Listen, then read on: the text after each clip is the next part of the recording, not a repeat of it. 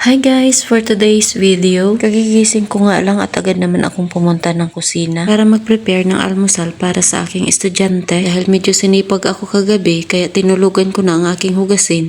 Kaya ngayon pa lang ako naghuhugas ng kaldero para makapagsaing na ako. O diba? Kaya anong sipag?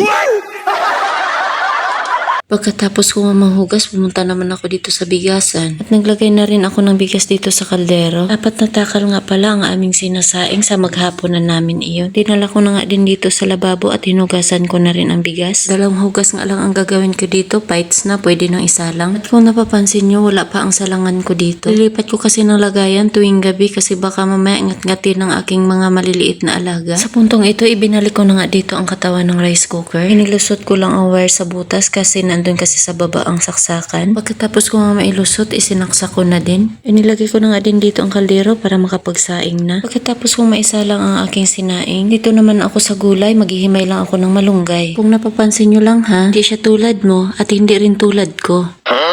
Na makunat na.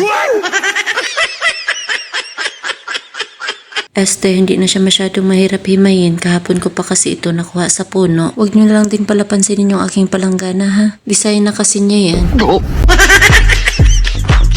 Pagkatapos ko ngang mahimay, dinala ko na nga dito sa lababo at hinugasan ko naman itong isang palanggana para naman doon sa ibang gulay na aking huhugasan. Kinuha ko na nga din dito ang talong at okra. Kasama din ito sa mga gulay na aking lulutuin ngayon. At syempre, hindi mawawala ang paghuhugas. Nang mahugasan ko na nga lahat, kinuha ko naman dito ang sangkalan at kutsilyo para islice ang okra. Medyo fast forward lang natin dito sa pag-i-slice ng okra. Hindi kasi sa lahat ng panahon kailangan dahan-dahanin. Minsan kailangan din bilisan para hindi maiwanan. Uy, ano daw?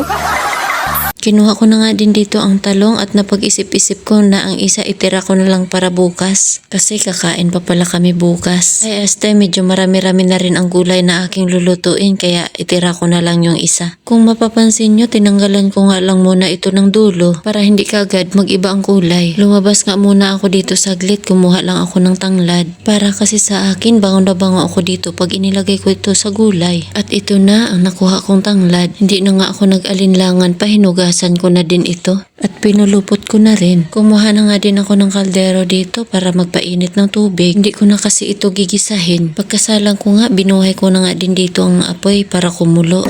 At syempre, hindi ko kakalimutan ang takip para mabilis kumulo. Pagkatapos ko nga dito, kinuha ko naman ang bag ng aking unikaiha. Chinek ko kung kompleto pa ang gamit niya sa school. Nang makita ko ang loob ng kanyang bag, kompleto pa naman ang kanyang gamit. Kaso, pag-check ko sa kanyang pencil case, wala nang laman. Ay, ang sinop ng estudyante ko, no? No. Pagkatapos kong ma-stress sa pag-check ko sa kanyang bag, pumunta na lang ako ng lababo at hinugasan ang kanyang water bottle. Fast forward naman tayo dito sa aking paghuhugas ng water bottle. Baka kasi abutin na naman ako ng siyam-siyam dito.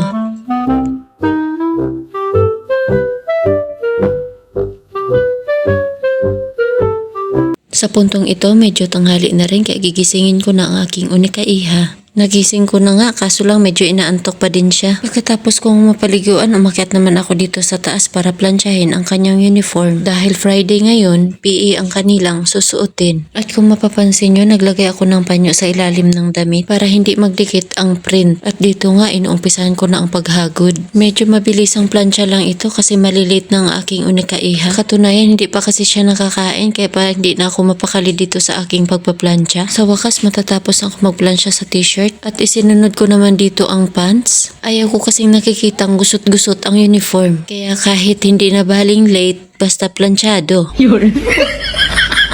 Sa puntong ito, malapit na rin ako matapos sa pagplansya. Sa pagkakataong ito, kinuha ko na rin ang bag at paalis na rin kami. Nga pala, tapos ko na rin palang pakainin ang estudyante ko bago kami umalis. Palabas na nga kami ng bahay at maglalakad nga lang kami. Hindi rin naman kalayuan ang school. Medyo malapit lang din dito kaya carry lang lakarin. Tara, samahan nyo kami sa aming paglalakad.